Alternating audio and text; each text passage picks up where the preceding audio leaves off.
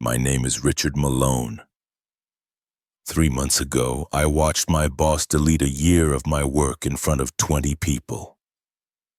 She called it worthless garbage. She thought she was humiliating me. She thought she was proving her power. But she had no idea what she was really destroying. Because in that moment, she erased the only thing keeping her entire career alive. And 30 seconds later, my phone rang with a $500,000 job offer. That's when I realized the revenge I never planned was unfolding right in front of her eyes. She didn't know it yet, but she had just handed me the perfect weapon to watch her entire world collapse. Before I share how one act of cruelty turned into the most satisfying victory of my life, could you take a moment to hit that like button and subscribe? Because trust me, you'll want to hear exactly how this played out. When I first walked into SummitPoint Consulting in Cleveland, Ohio, I didn't see numbers. I saw people.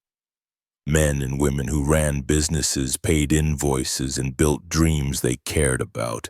And I believed even at 62 that listening mattered more than checking boxes. I spent extra minutes on calls asking clients about their kids, their health, their weekend fishing trips. I wrote down their dogs' names, their wedding anniversaries, their stories of how they started with nothing and built something real. They didn't pay us thousands of dollars just for clean spreadsheets. They paid because they trusted us to care. And in those first few months, something amazing happened. Clients stopped calling the main office line. They started calling me directly. Richard, they'd say, we want your input on this project. They'd share plans about expanding a warehouse in Missouri or opening a new store 20 miles down the road. My notes weren't just notes. They became the bridge between us and the people who kept us in business. But as I built those bridges, I didn't know I was also building the very thing that would turn into my boss's worst nightmare. Because while I saw people, she only saw numbers. And that was about to cost her everything. Carla Wentz, my department manager, never liked what she saw when she walked past my desk. She'd see me on the phone, leaning back in my chair, laughing with a client about a grandkid's Little League game in Ohio or a fishing trip out near Lake Erie. She'd see me typing notes that looked like stories, not numbers. To her, it was wasted time. She believed every call should last no more than 15 minutes. She wanted 200 calls logged each week, no exceptions. One Friday morning, she stopped at my cubicle. She tapped her pen on my desk. Richard, she said, these calls are costing us too much time. We don't need to know about someone's dog or their kids' college plans. I tried to explain.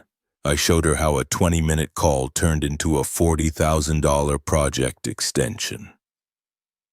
I showed her how remembering a client's father's surgery built trust that led to a new contract. But all she saw was that I wasn't hitting her speed targets. She didn't care about people. She cared about her spreadsheets. And she decided to prove a point. That's when she told me she wanted a full audit of every call, every note, every conversation I had logged in the past 12 months. Hundreds of hours of work. But what I didn't know was that this audit would become the very weapon that would tear her world apart. I didn't argue with Carla when she demanded the audit. I just nodded, closed my office door, and started working.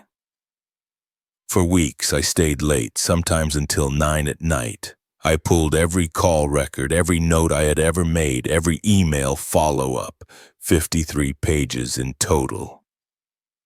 Each page told a story. A business owner in Texas who renewed a contract because I remembered his daughter's wedding anniversary. A shop owner in Michigan who expanded his account because I asked about his dog's surgery. a farm supply company that trusted us with a $75,000 order because I cared enough to call during a snowstorm just to check in. These were not wasted minutes.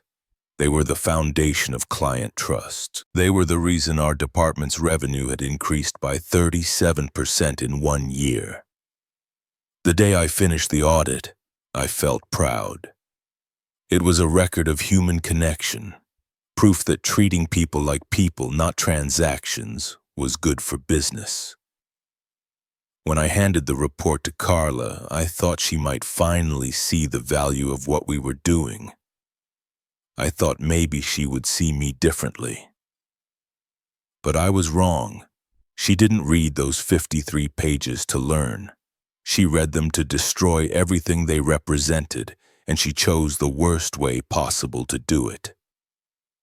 Carla called a department meeting on a Tuesday morning. She told everyone we'd be reviewing client communication standards. I didn't suspect a thing. Until she told me to plug in my laptop and project my audit on the big screen. I watched as 53 pages of stories, trust, and quiet victories appeared in front of 20 coworkers. Then she started talking. "This is a perfect example," she said, "of what not to do." She scrolled through each note, each follow-up, each personal detail I had recorded with care. She called it unprofessional. She said, "We don't need to know a client's fishing trip details or their grandkids' baseball game schedule." Every word was like a hammer, pounding away at the work I believed in. And then, with her finger hovering over the delete button, she said it. "This is worthless garbage." She looked at me, almost daring me to stop her, and then she pressed delete. The screen went blank. 53 pages, hundreds of hours gone. The room fell silent. I could hear the air conditioner hum. I could hear someone tapping a pen. And as Carla turned away, smug and satisfied, my phone started to vibrate in my pocket. That call was about to change everything. I stepped out of the conference room, my hands still shaking. I looked at my phone. It was Red Oak Partners. I answered. "Richard, we saw what happened," the voice said.